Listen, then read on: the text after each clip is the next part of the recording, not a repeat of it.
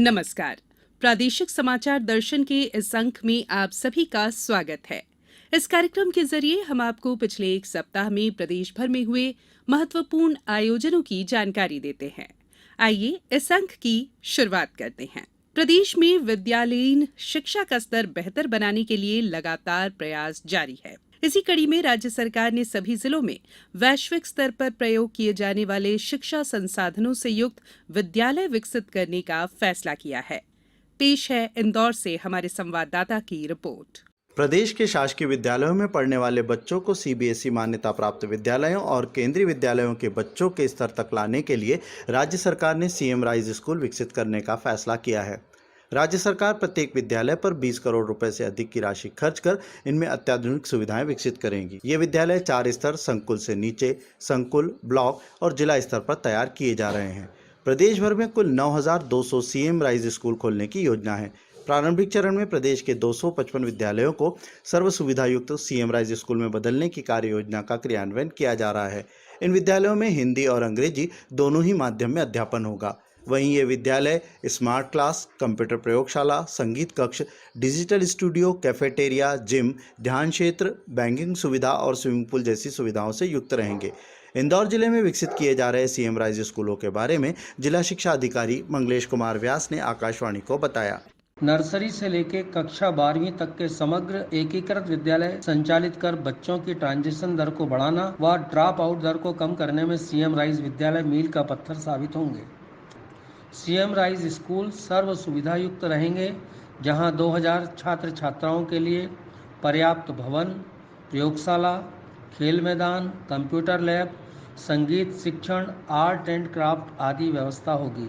छात्रों के लिए परिवहन व्यवस्था भी कराई जाएगी। योजना अंतर्गत इंदौर जिले में आगामी वर्षों में कुल 118 सीएम राइज स्कूल विकसित किए जाएंगे।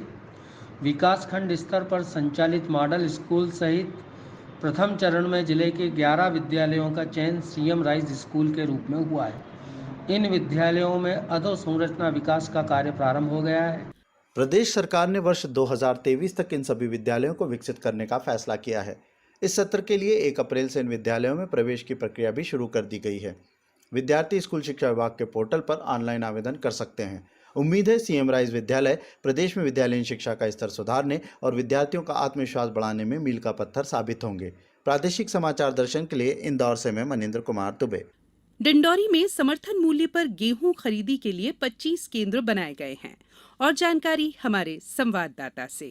खरीदी के पूर्व सभी केंद्रों में आवश्यक तैयारियां कर ली गई हैं। पंजीकृत किसानों को एसएमएस के माध्यम से सूचना दे उन्हें उपज खरीदी के लिए समय दिया जाएगा, ताकि खरीदी केंद्रों में किसानों को परेशान न होना पड़े।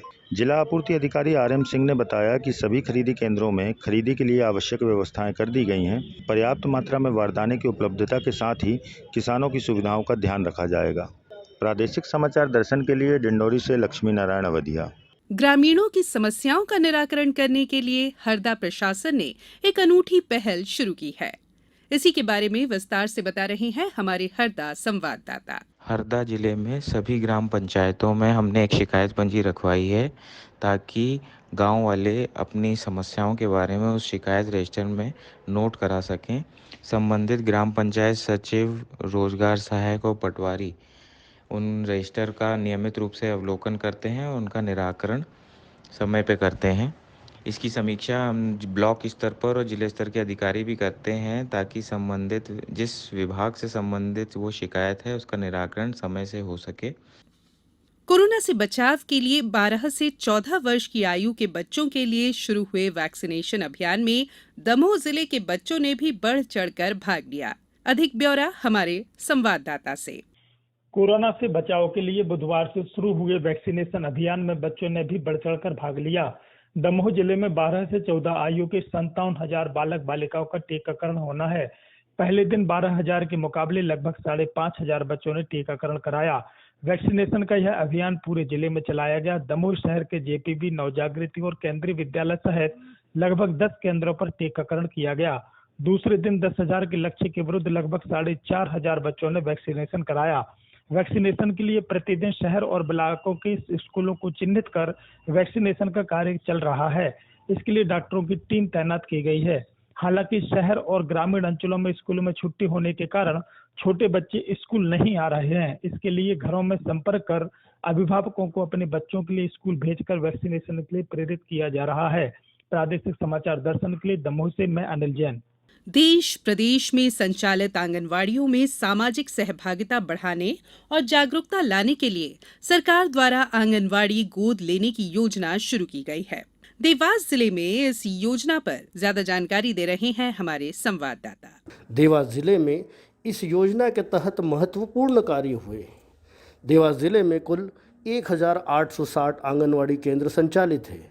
इनमें से करीब 1500 आंगनवाड़ी केंद्रों को जनप्रतिनिधि, प्रशासनिक अधिकारी, आम नागरिक और स्वयंसेवी संगठनों ने गोद ले लिया है।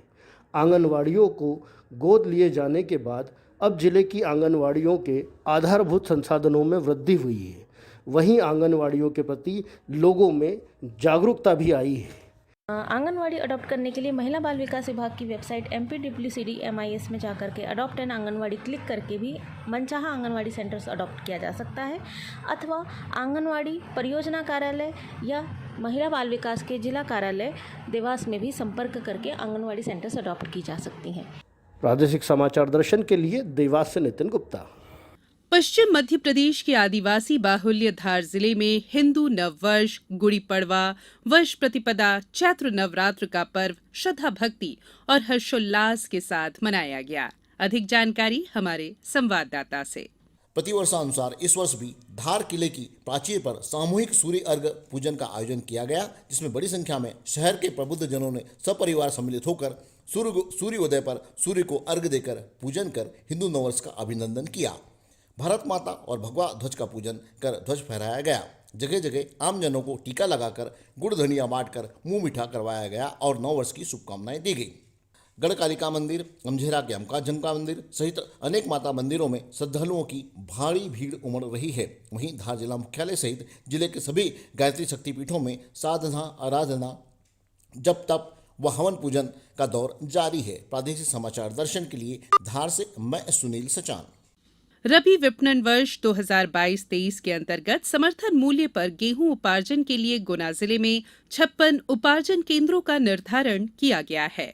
ज्यादा जानकारी के साथ जुड़ गए हैं हमारे गुना संवाददाता, जिसमें गुना ब्लॉक में 11 उपार्जन केंद्र, बमोरी ब्लॉक में 15, आरोन ब्लॉक में 10, राघोगढ़ में 5, मधुसूदनगढ़ ब्लॉक में 7, चाचौड़ा में 4 और कुमराज ब्लॉक में 4 उपार्जन केंद्रों का निर्धारण किया गया है, जिनमें समर्थन मूल्य पर गेहूं उपार्जन का कार्य कल 4 अप्रैल से 16 मई 2022 तक किया जाएगा। जिला प्रशासन द्वारा सभी समितियों को आवश्यक सुविधाएं जैसे कंप्यूटर ऑपरेटर, कंप्यूटर हार्डवेयर, तौल कांटा मशीन, सिलाई मशीन, तिरपाल, हम्माल सहित सभी आवश्यक सुविधाएं उपलब्ध करा दी गई हैं। इन समितियों के लिए किसान अपनी slot booking, computer link, mobile app, kiosk centre में समिति का नाम प्रदर्शित होने पर एक बार समिति का चयन कर सकते हैं। प्रादेशिक समाचार दर्शन के लिए गुना जिले से रोहित गोस्वामी। हाल ही में महामहिम राज्यपाल मंगूभाई पटेल की अध्यक्षता में राजा मानसिंह तोमर संगीत और कला विश्वविद्यालय ग्वालियर का दीक्षांत समारोह आयोजित किया गया। इसी पर अधिक जानकारी के साथ जुड़ गए हैं हमारे ग्वालियर संवाददाता। इस अवसर पर केंद्रीय कृषि एवं किसान कल्याण मंत्री नरेंद्र सिंह तोमर मुख्य अतिथि और प्रदेश की पर्यटन एवं संस्कृति मंत्री सुश्री उषा ठाकुर विशिष्ट अतिथि के रूप में उपस्थित थीं। दीक्षांत समारोह में विश्वविद्यालय के कुलपति प्रोफेसर साहित्य कुमार नाहर और कुलसचिव दिनेश पाठक सहित विश्वविद्यालय के कई पदाधिकारी मंचासीन थे। दीक्षांत समारोह में राजा मानसिंह तोमर संगीत एवं कला विश्वविद्यालय के शिक्षा सत्र 2018-19 एवं 2019-20 के 49 विद्यार्थियों को स्वर्ण पदक और 15 शोध छात्र छात्राओं को शोध उपाधियां प्रदान की गईं। राज्यपाल एवं कुलाधिपति मंगूभाई पटेल ने स्वर्ण पदक और शोध उपाधियां प्राप्त करने वाले सभी विद्यार्थियों को बधाई एवं शुभकामनाएं देते हुए कहा कि जीवन को लयबद्ध और सुसंस्कृत बनाने के लिए कलाएं बहुत जरूरी हैं। राष्ट्र और समाज की संस्कृति के निर्माण में कलाओं की भूमिका महत्वपूर्ण है। कलाएं जीवन को लयबद्ध और सुसंस्कृत बनाने के लिए बहुत जरूरी है। हमें गर्व है कि हमारा देश कलाओं की दृष्टि से विविधताओं में एकता का अद्भुत स्वरूप प्रस्तुत करता है। हमारी कलाएं हमारी सांस्कृतिक मान्यताओं से गहरी जुड़ी है। तो सभी को बहुत बहुत बधाई देते हुए मेरी बातें पूरी करता हूँ। आभार। भारत माता की जय।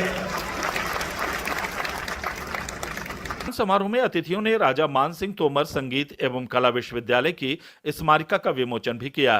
प्रादेशिक समाचार दर्शन के लिए ग्वालियर से नवीन श्रीवास्तव। नर्मदापुरम में जीवनदायिनी नर्मदा जल में फैली अजोला का उपयोग अब जैविक खाद बनाने के लिए किया जाएगा। प्रशासन ने इस दिशा में कवायद शुरू कर दी है। नगरपालिका नर्मदा जल से निकलने वाली अजोला वनस्पति का एकत्रीकरण कराकर शहर के विभिन्न क्षेत्रों में बनाए गए पिट में भरवा रहे हैं, जिसके बाद खाद बनाने की प्रक्रिया शुरू कर दी जाएगी। ये खाद किसानों के लिए बेहतर साबित होगी। और ब्यौरा दे रहे हैं हमारे नर्मदापुरम संवाददाता तनुज तिवारी। नर्मदापुरम में अजोला से बनने वाली खाद को नगरपालिका का अमला किसानों को शुल्क के साथ विक्रय करेगा। अजोला के जरिए नगरपालिका की आय में वृद्धि भी हो सकेगी, साथ ही जैविक खाद के लिए किसानों को परेशान नहीं होना पड़ेगा। नर्मदा जल में तेजी से बढ़ रही अजोला दरअसल एक जैव उर्वरक है जो फसलों के लिए बहुत उपयोगी है, खास तौर पर धान के लिए। इसलिए जिला प्रशासन ने इसे गंभीरता से लिया और अजोला वनस्पति का उपयोग जैविक खाद के रूप में कराने का निर्णय लिया। कलेक्टर नीरज सिंह ने अजोला से खाद बनाने के लिए सभी प्रयासों को करने के लिए निर्देश जारी कर दिए हैं। कृषि अनुसंधान केंद्र के वरिष्ठ वैज्ञानिक विजेश नामदेव ने बताया कि अजोला वनस्पति से जो जैविक खाद तैयार होगी वह बहुत बेहतर रहेगी। बहरहाल प्रशासन स्तर पर अजोला जैविक खाद तैयार कराने के लिए जिले के अनेक स्थानों पर पिट तैयार किए गए हैं। इन पिट में अजोला को भरवाया जा रहा है, जो इन पिट में हर 20 दिन के भीतर जैविक खाद के रूप में तैयार हो जाएगी। प्रादेशिक समाचार दर्शन के लिए नर्मदापुरम से मैं तनुज तिवारी। प्रादेशिक समाचार दर्शन के इस अंक में फिलहाल इतना ही। अगले सप्ताह फिर आपसे मुलाकात होगी। तब तक के लिए नमस्कार।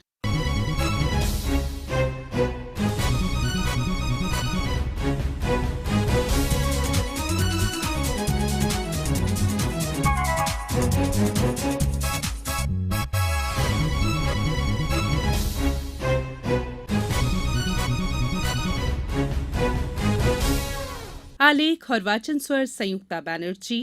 प्रस्तुति प्रादेशिक समाचार एकांश भोपाल।